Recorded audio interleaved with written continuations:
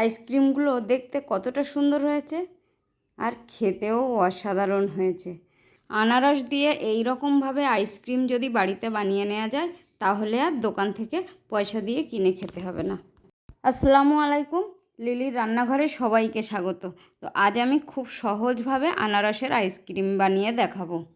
তো আইসক্রিম বানানোর জন্য প্রথমেই আমাদের লাগছে আনারস। তো এখানে আমি একটা পাকা আনারস নিয়েছি, আর আনারসটা খুব ভালোভাবে খোসা ছুলে এইরকম ছোট ছোট পিস করে কেটে নিয়েছি।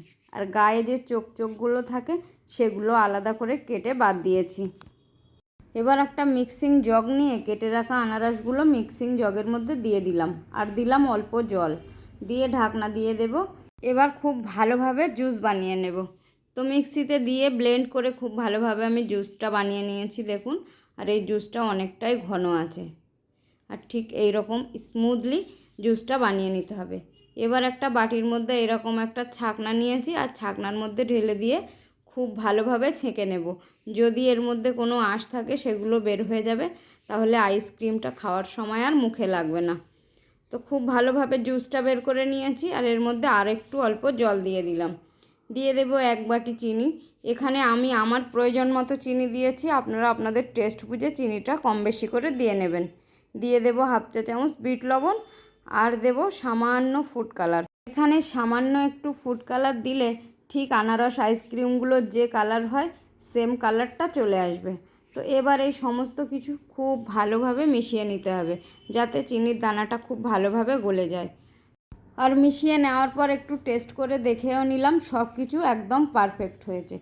এবার এখানে একটা আইসক্রিম মোল্ড নিয়ে এর মধ্যে সমস্ত জুসটা আমি এরকম ভর্তি ভর্তি করে দিয়ে দেব। এবার উপর থেকে এভাবে আইসক্রিম কাঠিগুলো বসিয়ে দেব। তবে আমি আইসক্রিম মোল্ডের মধ্যে আইসক্রিমটা বসাচ্ছি, আপনারা চাইলে চায়ের কাপেও বসাতে পারেন। চা খাওয়ার যে ছোট ছোট কাগজের কাপগুলো হয় সেগুলোর মধ্যে বসালে খুব সুন্দরভাবে আইসক্রিমটা রেডি হয়ে যাবে। তো এবার এটা আমি ডিপ ফ্রিজে রেখে দেব 12 থেকে 14 ঘন্টা পর্যন্ত। তো আমি ফিরে এলাম প্রায় 14 ঘন্টা পর। তবে আমার 14 ঘন্টা লেগেছে, আপনাদের আরও কম বা বেশি লাগতে পারে। তো আইসক্রিমগুলো ভালো টাইট হয়ে আছে, আমি একটুখানি জলে ভিজিয়ে নেব। তো জলে ভিজিয়ে নেওয়ার পর চলে এলাম।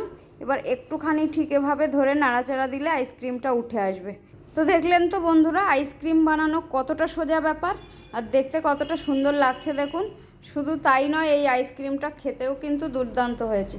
তো আমি 2টো আইসক্রিম তুলে নিয়েছি, সবটা একসঙ্গে তুলবো না, কেননা বাচ্চারা এখন বাড়িতে নেই। আর এই আইসক্রিমটা কিন্তু সবথেকে বেশি পছন্দ বাচ্চারাই করে। তো বন্ধুরা, আমার আজকের বানানো আইসক্রিমের পদ্ধতিটা যদি ভালো লেগে থাকে লাইক কমেন্ট শেয়ার করবেন, আর সঙ্গে চ্যানেলটিকে সাবস্ক্রাইব করে আমার পাশে থাকার অনুরোধ রইল। তো আজকের মতো এখানেই বিদায় নিচ্ছি। আল্লাহ হাফেজ।